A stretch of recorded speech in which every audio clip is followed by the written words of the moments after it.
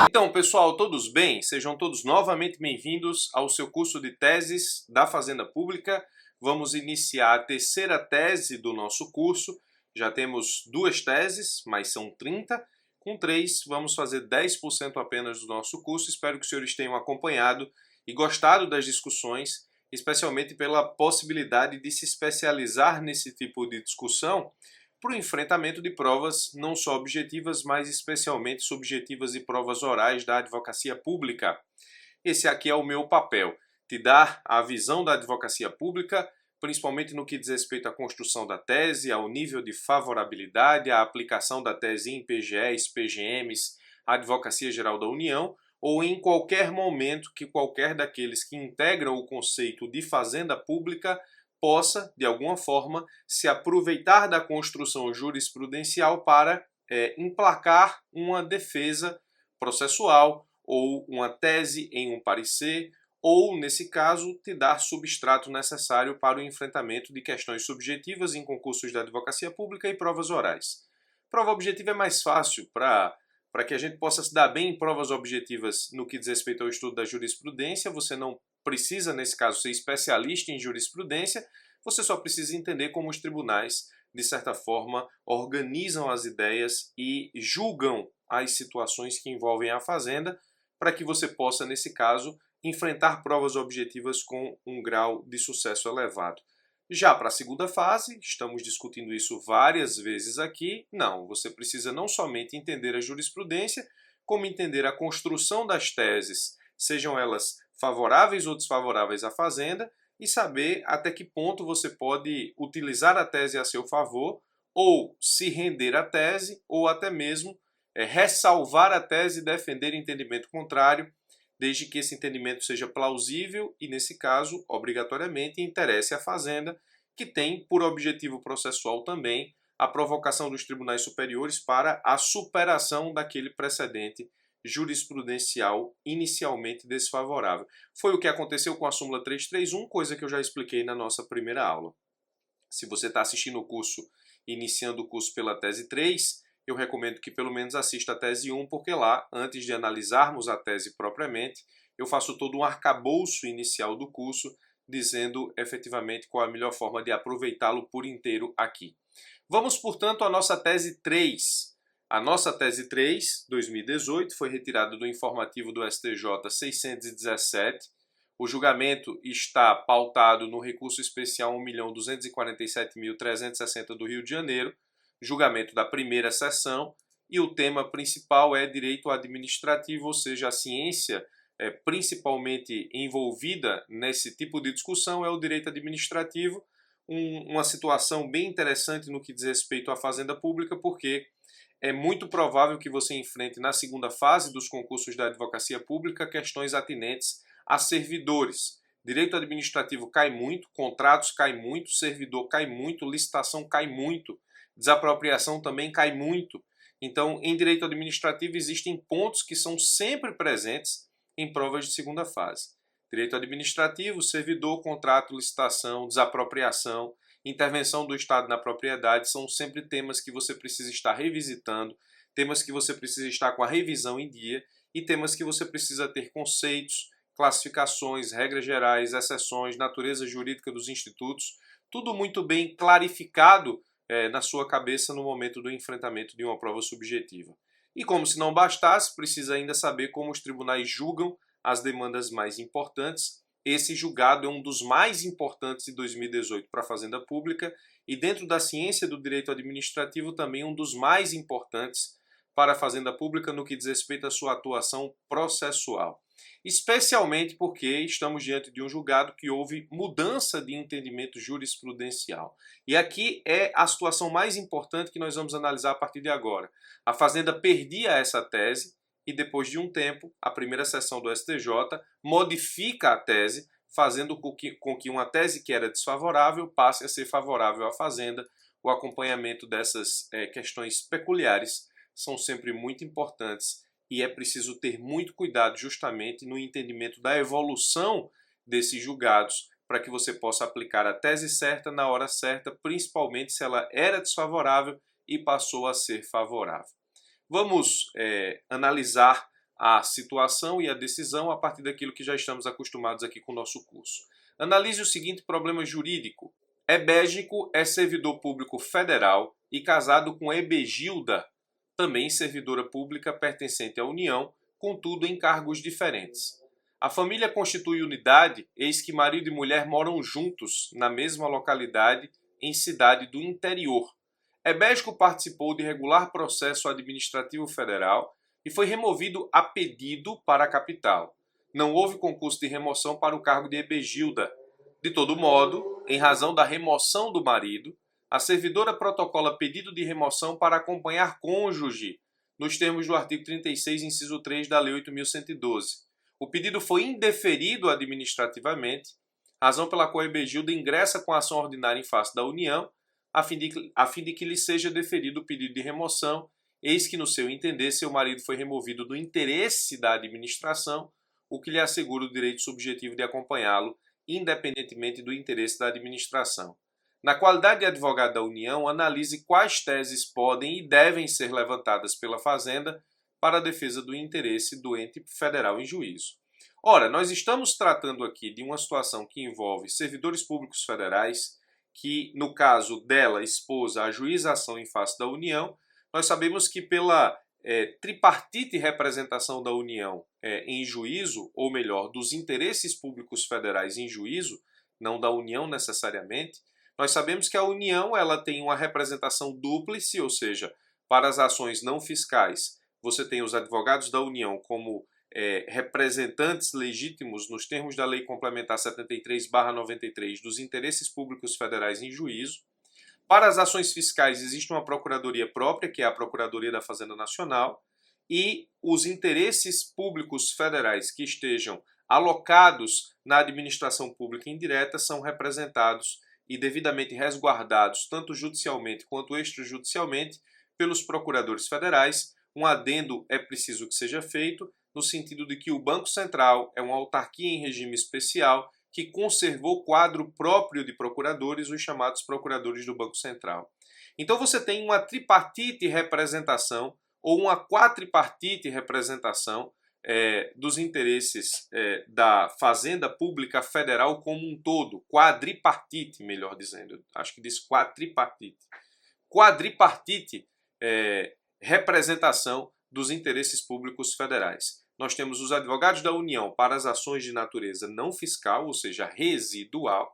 Nós temos os procuradores da Fazenda Nacional para as ações de natureza fiscal e tudo que não for fiscal, ou seja, residual, advogado da União. Isso para a administração direta. No que diz respeito à administração indireta, você tem os procuradores federais que representam judicial e extrajudicialmente as autarquias, fundações e todas as pessoas jurídicas que integram a administração pública indireta e possuem natureza jurídica de direito público, porque as que possuem natureza jurídica de direito privado possuem personalidade própria, assim como as de direito público, mas nesse caso a representação se dá por advogados por elas contratados, obrigatoriamente por meio de concurso público, mas com quadro próprio.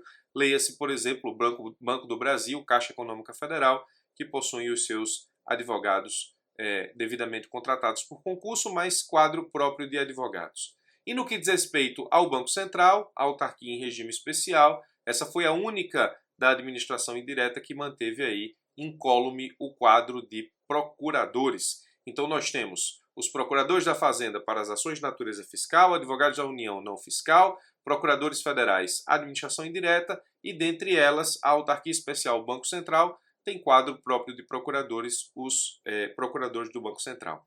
Aqui nós estamos, nesse caso, tratando de uma ação contra a União, então a representação seria por meio de advogado da União. Se você não sabia dessa diferenciação ou se sabia, mas não se lembrava dos detalhes, vá se acostumando, porque a chance de cair alguma coisa disso no concurso é importante, especialmente porque existem concursos para cada uma dessas carreiras, né? Advogado da União, concurso, procurador da Fazenda Nacional, outro, procurador federal, outro, procurador do Banco Central, outro. Então, é importante, nesse caso, entender isso desde já. Nós temos uma ação ajuizada em face da União, então, quem representa a União nessa condição é o advogado da União, por isso que o examinador disse aqui, na qualidade de advogado da União, analise quais teses podem e devem ser levantadas pela Fazenda Pública para a defesa do interesse do ente federal em juízo. Até aí não tem problema. Nós estamos diante de uma situação que envolve a Lei 8.112. A Lei 8.112, no artigo 36, ela regula como se dá a remoção no serviço público federal.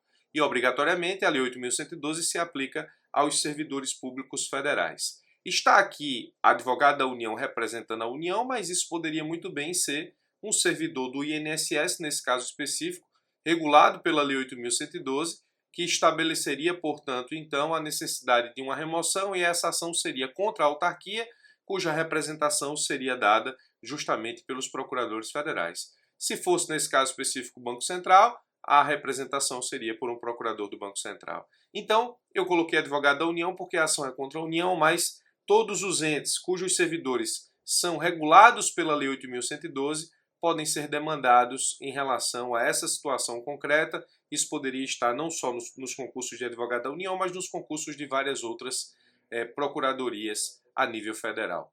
No que diz respeito à aplicação em PGEs e PGMs, eu vou falar sobre isso ainda nessa aula, mas um pouco mais para frente. O artigo 36 da Lei 8.112, que nós vamos analisar agora, diz o seguinte, remoção é o deslocamento do servidor a pedido ou de ofício no âmbito do mesmo quadro com ou sem mudança de sede.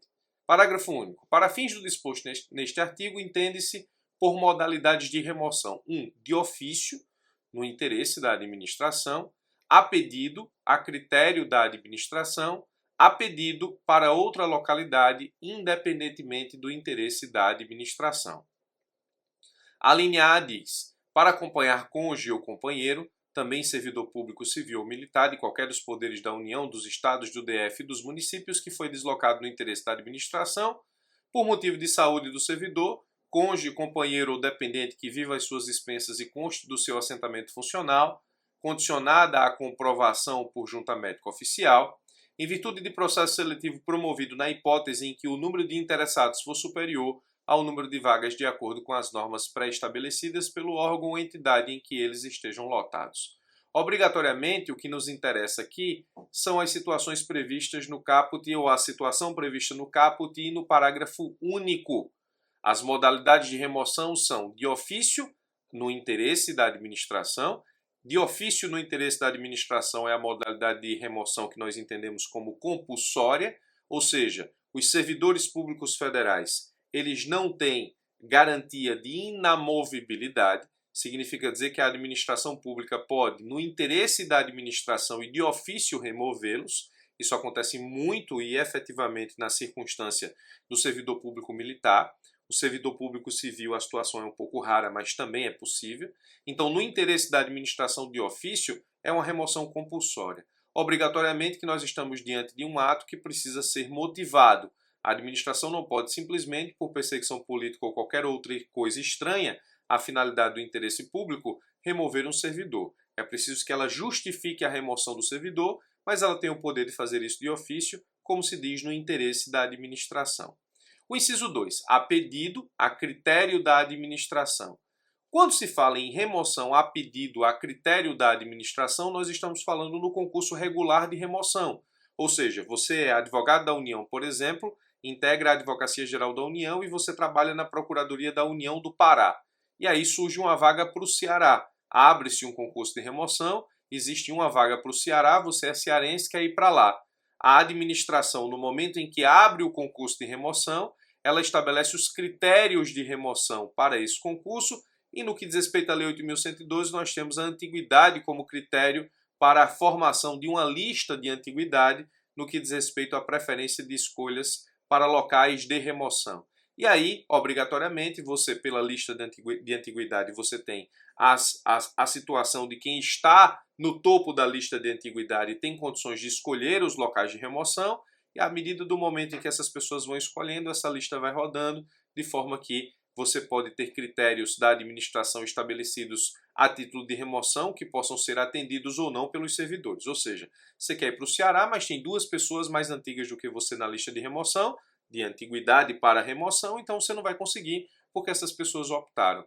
No momento em que, por exemplo, essas pessoas optem por uma outra localidade, você pode ser o terceiro na lista de antiguidade, mas ser deslocado via remoção para a Procuradoria da União no estado do Ceará, se a sua opção foi atendida justamente pelo critério de antiguidade. Então, quando se fala a pedido a critério da administração, a administração estabelece o critério de remoção dentro da sua estrutura e as pessoas participam de regular concurso de remoção e vão, portanto, atendendo os critérios da remoção, vão ser deslocadas para os locais cujas as situações de solicitação de remoção foram deferidas dentro do concurso. E quando diz a pedido para outra localidade, independentemente do interesse da administração. E aí tem para acompanhar cônjuge ou companheiro, também servidor público civil ou militar de qualquer dos poderes da União, Estado, DF e municípios, que foi deslocado no interesse da administração. Esse é o ponto, a linha A é justamente a situação que nós temos que analisar.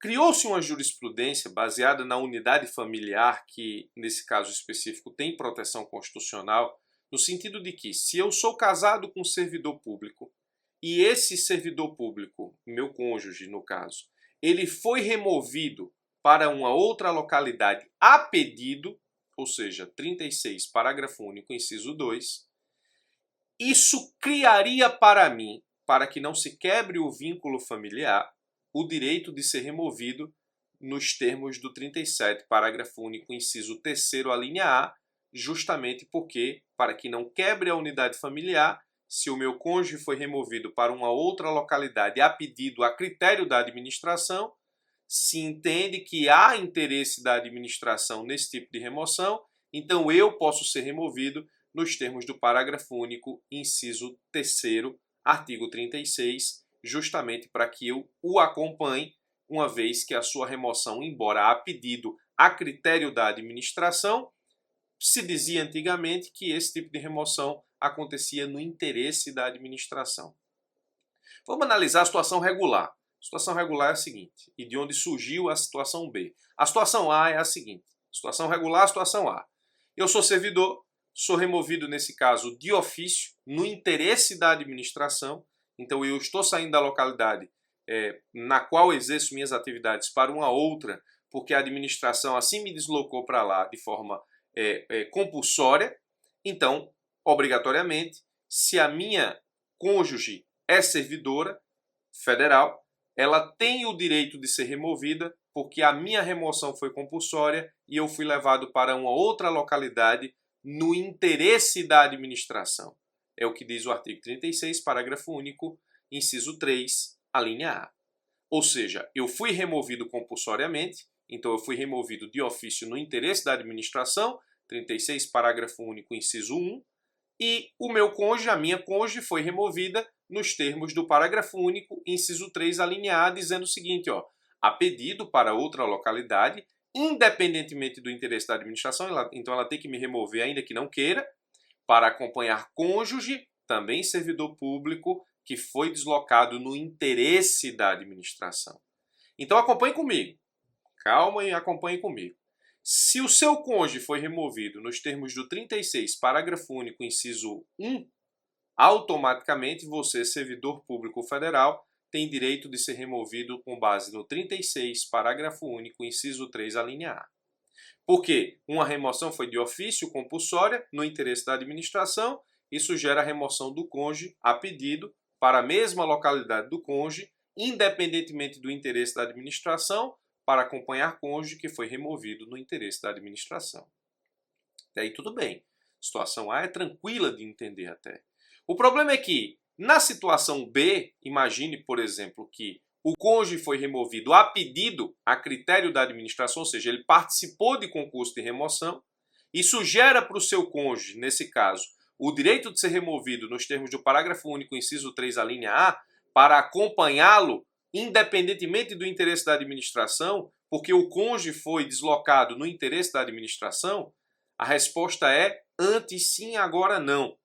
Antes a jurisprudência entendia que aquele que foi removido a pedido, a critério da administração, ou seja, por meio de regular concurso de remoção, teria o direito de trazer consigo, removido independentemente do interesse da administração, o cônjuge para acompanhá-lo, justamente nesse caso específico, para que se pudesse averiguar ou salvaguardar, é a melhor palavra, o princípio da unidade constitucional ou a garantia de unidade constitucional, não é necessariamente um princípio, constitucionalmente estabelecido, ou seja, a unidade familiar, enquanto valor constitucional, seria resguardada por essa situação. E aí alguns bateram dizendo o seguinte, beleza, mas quem é removido no concurso de remoção a pedido a critério da administração não é deslocado no interesse da administração para fazer valer o parágrafo único, inciso 3º, alineado do artigo 36 da 8.112, porque ela diz no final que foi deslocado no interesse da administração. Mas quem criou a tese construiu-a dizendo que se a administração abre a vaga, então é porque existe interesse da administração no preenchimento da vaga. E aí criou-se a jurisprudência. Qual foi a jurisprudência criada?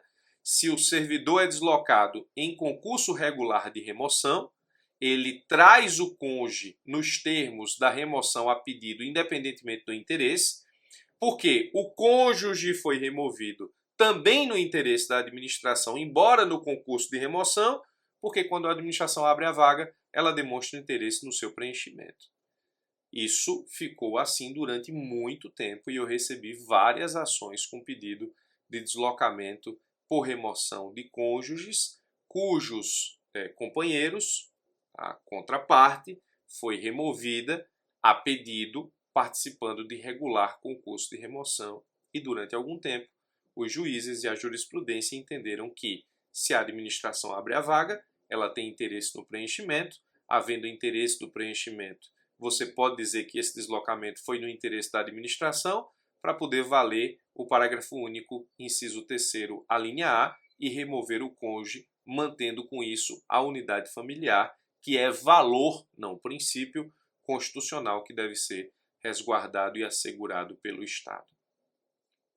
O problema é que, nesse caso, você percebe nitidamente que a administração, no momento em que atende ou é obrigada a atender os pedidos de remoção a pedido, ou os pedidos de remoção a pedido, nos termos do inciso 3º, das pessoas que querem acompanhar o cônjuge removidas em concurso regular de remoção, você percebe claramente que o interesse particular se sobrepõe ao interesse do Estado. São muitos os servidores que possuem cônjuges servidores. Isso não há nenhum problema, não há nesse caso nenhum empecilho nesse tipo de situação e a administração não pode e não deve se esmiuçar nesse tipo de detalhamento. Ou não se pode estabelecer, por exemplo, um edital de concurso impedindo com que pessoas que sejam cônjuges de servidores participem do certame. Isso sim seria ilegal e inconstitucional. De outra ponta, o Estado não pode ficar sujeito a ter que remover, independentemente do interesse da administração, todos os cônjuges que são casados com cônjuges que foram removidos a pedido, participando de regular concurso de remoção. Então, a jurisprudência que entendia que a remoção a pedido, participando do concurso de remoção regular, era remoção também no interesse da administração, a justificar a remoção compulsória do cônjuge a pedido, independentemente do interesse da administração, ela foi revista no STJ e a primeira sessão entendeu que no caso que nós estamos analisando e que acabamos de falar, Ebegilda não tem direito subjetivo à remoção para acompanhar cônjuge, independentemente do interesse da administração, e para isso fez uma análise do artigo 16 da Lei 8.112, interpretando-o de forma literal. O que nós estamos analisando é se existe ou não direito subjetivo do servidor público federal ser removido para acompanhar cônjuge também servidor, quando ele, o cônjuge, foi removido ou foi deslocado, nesse caso específico, no interesse da administração, considerando esse interesse existente ou não no concurso regular de remoção. O interesse da administração é indiscutível na remoção de ofício, compulsória. Aí não tem o que fazer. O servidor cônjuge, nesse caso, está indo não porque quer, mas porque a administração o deslocou compulsoriamente para lá.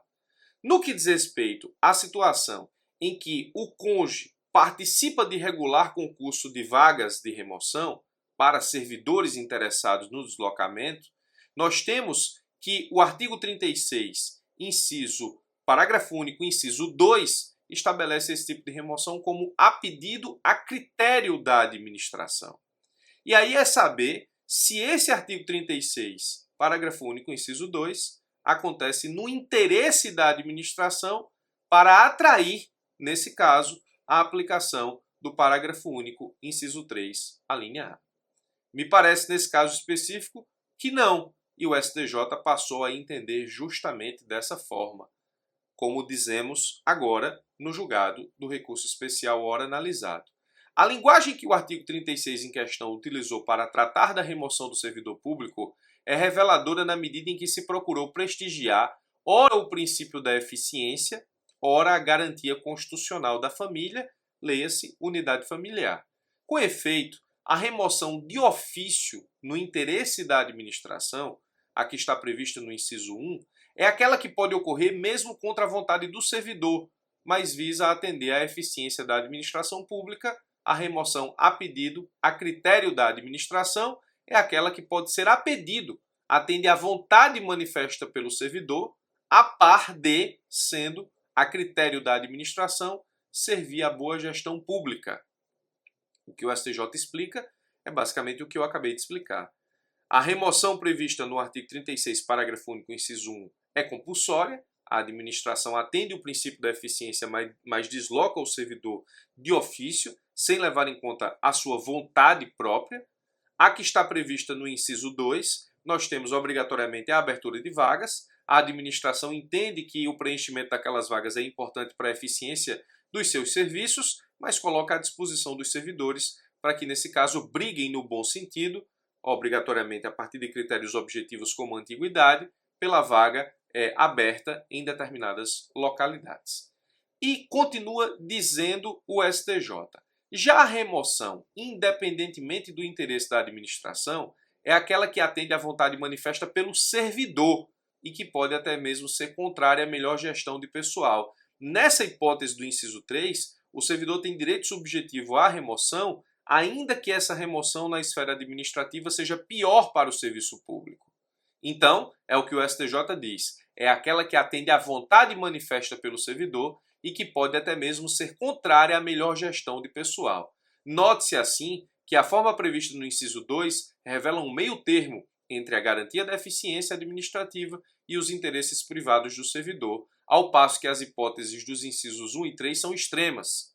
Isso considerado, conclui-se que a remoção prevista no artigo 36, inciso 3, a linha A, da Lei 8.112, remoção a pedido, independentemente do interesse da administração, para acompanhar cônjuge ou companheiro, deslocado no interesse da administração, sendo excepcional, só encontra-se legalmente justificada quando o cônjuge ou companheiro foi deslocado no interesse da administração, explicitamente na hipótese do inciso 1, ou seja, de ofício, para atender ao interesse da administração, independentemente da sua vontade.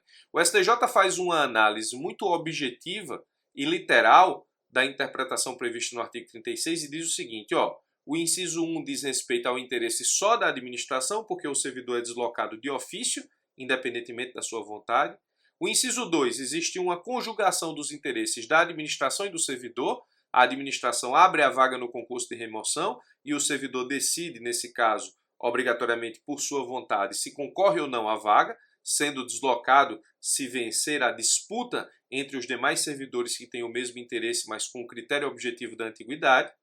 E a hipótese do 3 é quando a vontade particular prevalece totalmente sobre o interesse público, no sentido do servidor ter direito subjetivo a ser deslocado quando o seu cônjuge, nesse caso, foi deslocado sem vontade manifesta, ou seja, independentemente dessa vontade, no interesse da administração. O que o STJ disse é o seguinte, o inciso 1, parágrafo único 36, inciso 1, quando acontece, gera direito ao cônjuge de quem foi deslocado daquela forma a ir também pelo parágrafo único, inciso 3. Mas o que acontece no 2 não gera o direito previsto no 3. Então, a remoção do inciso 1 gera para o cônjuge o direito subjetivo previsto no 3, mas a remoção do inciso 2 não gera para o cônjuge respectivo o direito subjetivo previsto no inciso 3. Assim, resta claro que Hebesco foi removido nos termos do inciso 2 do artigo 36 da Lei 8.112, ou seja, a pedido. Por isso, Ebegilda não tem, no entender do STJ, agora pela primeira sessão, porque a tese antes era outra, direito subjetivo a ser removida nos termos da linha A, inciso 3, do artigo 36 da mesma lei.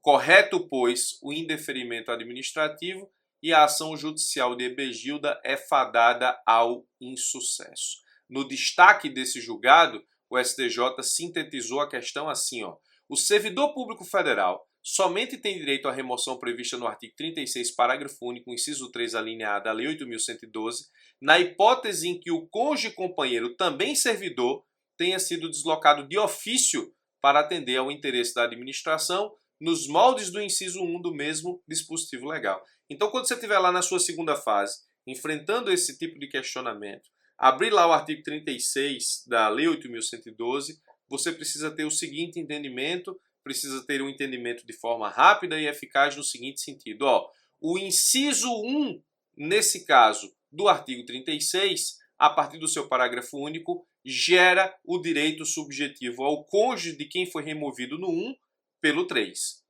A incidência do 2 não gera o direito subjetivo previsto no 3 para o cônjuge de quem foi removido no 2.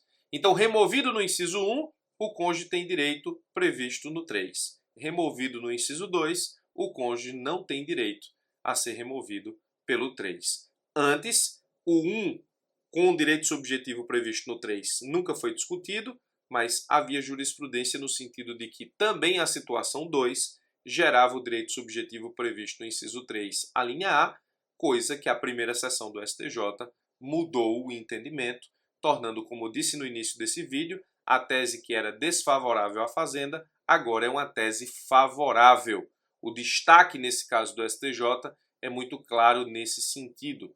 Eu coloco ainda, a título de esclarecimento e fixação do conteúdo, uma tabela que diz o seguinte, ó: é dizer, apenas se aplica a linha A, inciso 3 do 36 da Lei 8.112, remoção para acompanhar cônjuge ou companheiro independentemente do interesse da administração, se a remoção do cônjuge ou companheiro se deu nos termos do inciso 1 do 36 da Lei 8.112, remoção de ofício, ou seja, no interesse da administração. Pode-se dizer ainda também, se a remoção do cônjuge ou companheiro se deu em regular concurso de vagas, ou seja, a pedido, a critério da administração, a hipótese do inciso 2, não há direito subjetivo que obrigue a aplicação do A, inciso 3, do artigo 36 da Lei 8.112, remoção para acompanhar cônjuge ou companheiro independentemente do interesse da administração. Então, a tese que era desfavorável à Fazenda, hoje é tese plenamente favorável.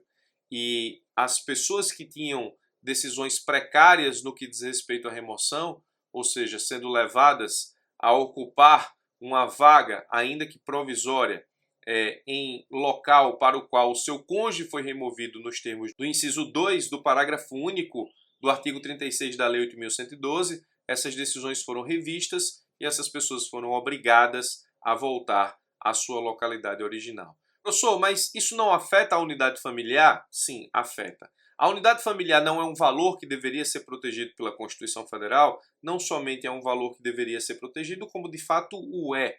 O problema é que nós temos duas situações aqui. Primeiro, a questão do interesse privado se sobrepor ao público e, segundo, que a possibilidade de remoção nos termos da participação em concurso regular de remoção está dentro do espectro de vontades das partes envolvidas. Se eu sei que removido no critério de concurso de remoção, ou seja, manifestando minha vontade de ser removido a partir do critério obrigatório da antiguidade, isso vai fazer com que minha unidade familiar seja quebrada, isso está dentro da minha hipótese de opção, ou seja, da minha vontade, da minha expressa manifestação de vontade.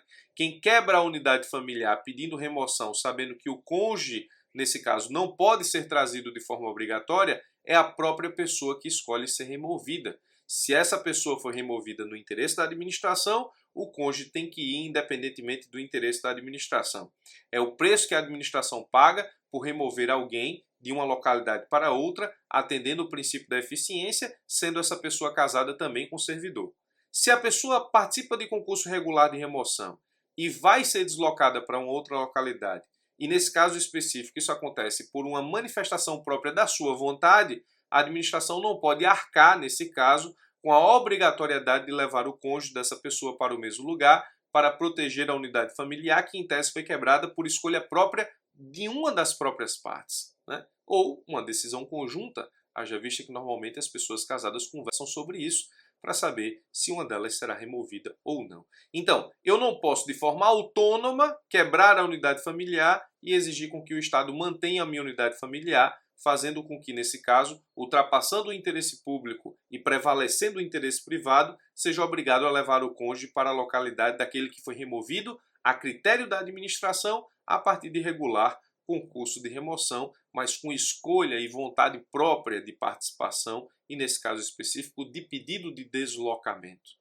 E nessa situação, me parece que o STJ acerta ao, neste caso, rever a jurisprudência anterior e estabelecer a impossibilidade de se garantir o direito subjetivo à remoção compulsória no que diz respeito à parte, ou seja, ela é removida independentemente do interesse da administração, então a vontade da administração não tem absolutamente nenhum tipo de valor no que diz respeito à remoção prevista no parágrafo único, inciso 3, a linha A.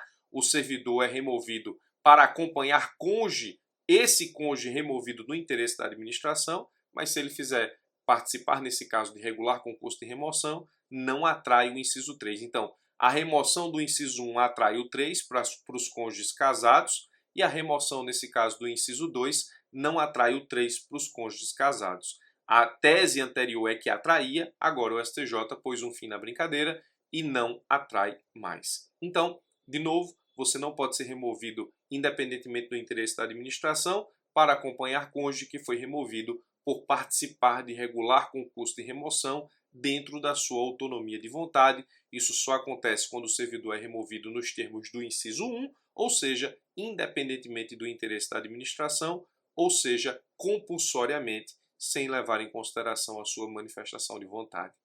Essa jurisprudência é extremamente importante para a Fazenda porque, como disse para os senhores no começo do vídeo, era uma jurisprudência desfavorável, agora é uma jurisprudência plenamente favorável à Fazenda e isso causa, nesse caso específico, uma situação de utilização da jurisprudência a favor da Fazenda, seja para reverter decisões precárias que aconteceram antes sob a égide da aplicação do entendimento anterior, seja para o indeferimento de pretensões jurídicas novas, tentando fazer com que o inciso 3 seja aplicado de forma compulsória quando o cônjuge é removido nos termos do inciso 2. Professor, esse tipo de situação pode acontecer em provas de PGE e PGM? Bom, nós analisamos, como os senhores e senhoras podem observar, o que está estabelecido no artigo 36 da Lei 8.112, e nós sabemos que a Lei 8.112 é o Estatuto dos Servidores, ou é o regime jurídico dos servidores públicos federais, aplicáveis, portanto, apenas aos servidores da União e da sua administração indireta.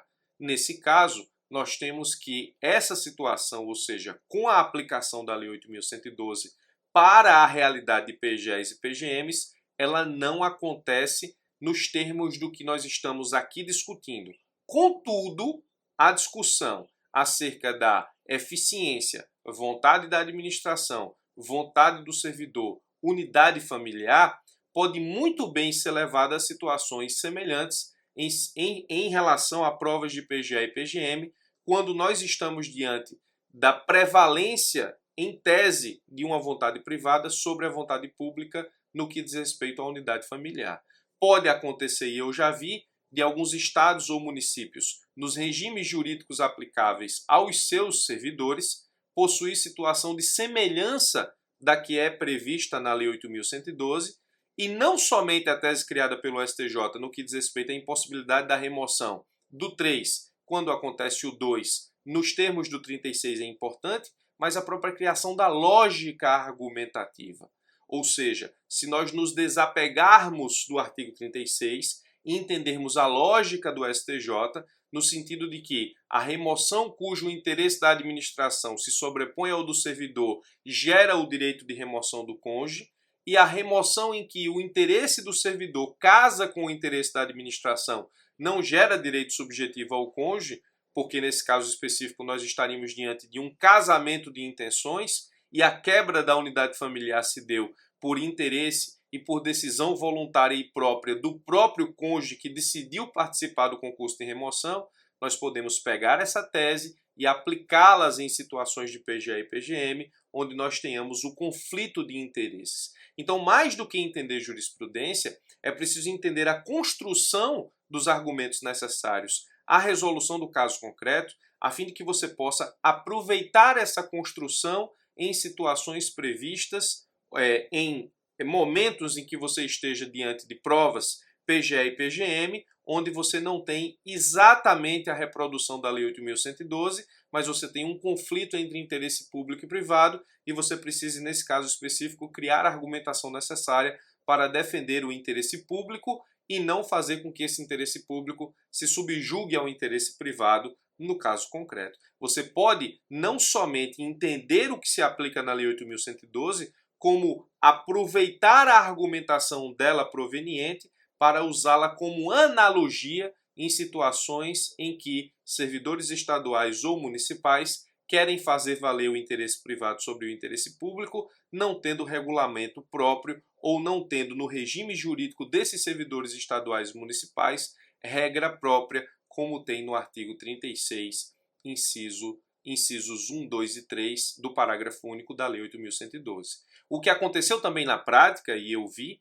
foi muito servidor estadual e municipal alegando justamente a unidade familiar constitucional e pedindo para que seja aplicada a mesma solução que é dada à lei, ou que era dada pela Lei 8.112 na jurisprudência que construiu a tese desfavorável à Fazenda para a realidade estadual e municipal. Eles não pediam necessariamente que se aplicasse a Lei 8.112 porque é inaplicável obrigatoriamente. A Lei 8.112 se aplica para servidores públicos federais somente, não para estaduais e municipais. Mas eles não pediam, os servidores estaduais e municipais que ingressavam contra Estado e município, a aplicação da Lei 8.112. Eles pediam, nesse caso, a proteção da unidade familiar e utilizavam como analogia o que se fazia com a interpretação dada à Lei 8.112, entendendo a decisão passada ou a construção jurisprudencial passada, que a remoção prevista no 2, ou seja, a pedido, ela gerava a remoção do cônjuge nos termos do 3, independentemente do interesse da administração. Nós podemos, na verdade, utilizar a mesma estratégia, mas em sentido contrário, para que no enfrentamento de provas de PGE e PGM, se isso for questionado, utilizarmos o entendimento da primeira seção, justamente no recurso especial 1.247.360 do Rio de Janeiro, para estabelecer que, nessas situações, o interesse público se sobrepõe ao privado, justamente porque a remoção a pedido é um casamento entre os critérios da administração de distribuição do pessoal, de seu pessoal ou de seu material humano, com a vontade individual da parte ou do servidor de ser removido e com quebra de unidade familiar decorrente da própria manifestação da vontade pessoal do servidor, que não deve, nesse caso específico, ser resguardada pela administração, porque isso seria subjugar a eficiência ao interesse particular daquela unidade familiar quebrada de forma voluntária. Esse é o argumento principal, essa é a analogia que deve ser construída, esse é o argumento que você deve utilizar para o enfrentamento de provas de PGE e PGM, onde nós tenhamos uma solução ou uma situação parecida que exija uma solução por parte de você, advogado público, a apresentar argumentos que defendam o interesse público no caso apresentado na prova. Então a tese é favorável, embora não se aplique diretamente a PGEs e PGMs pela inaplicabilidade da lei aos servidores estaduais e municipais, nós podemos muito bem extrair exatamente a ideia do julgado e aplicá-lo como uma analogia a situações semelhantes vivenciadas por servidores de procuradoria estadual ou municipal, a depender obrigatoriamente do enunciado da questão e a depender também do regulamento ou do regime jurídico dos servidores estaduais e municipais. Para isso, nós teríamos que analisar eventuais enunciados. Professor, como é que isso pode cair na prova? A chance disso cair na prova é obrigatoriamente a chance de cair para concursos da Advocacia Pública Federal, juntando justamente a necessidade de interpretação do artigo 36 da Lei 8.112 com a nova tese estabelecida pela primeira seção, favorável à Fazenda Pública, e aqui você precisa demonstrar não somente o conhecimento sobre a interpretação literal do artigo 36, como também a evolução jurisprudencial, uma vez que nós tínhamos, até essa decisão, uma jurisprudência contrária aos interesses da Fazenda. Ao demonstrar essa evolução para o seu examinador, ao demonstrar a interpretação literal do 36 e ao demonstrar a nova construção jurisprudencial da primeira seção, a sua chance de acertar o espelho de correção é muito grande, além disso, de impressionar o examinador, que deve ser também uma das suas preocupações em provas de segunda fase. Espero que você tenha entendido a nossa terceira tese. Ela é muito importante para a Fazenda Pública, ela é muito importante porque direito administrativo sempre cai em segunda fase, servidor também, então tenha muito cuidado com isso, não pestaneje, anote no seu vade-mecum justamente que a hipótese prevista no inciso 1 gera o direito subjetivo do 3, mas que a hipótese prevista no inciso 2 não gera direito subjetivo no 3. Anote no seu vade-mecum de estudo e compre um vade-mecum igualzinho para fazer prova, justamente para que você possa aproveitar na prova a memória visual que você tem das suas anotações do seu vade-mecum de estudo, ok? Espero que você tenha entendido a tese, me coloco à sua disposição para dúvidas e questionamentos sobre tudo que nós analisamos aqui e aguardo todos para a tese 4 do nosso curso, avançando agora para além dos 10% das nossas teses, a fim de que possamos continuar construindo a nossa cabeça de advogado público para o enfrentamento de provas objetivas, mas especialmente de provas subjetivas e orais da advocacia pública. A você um forte abraço e até as nossas próximas aulas.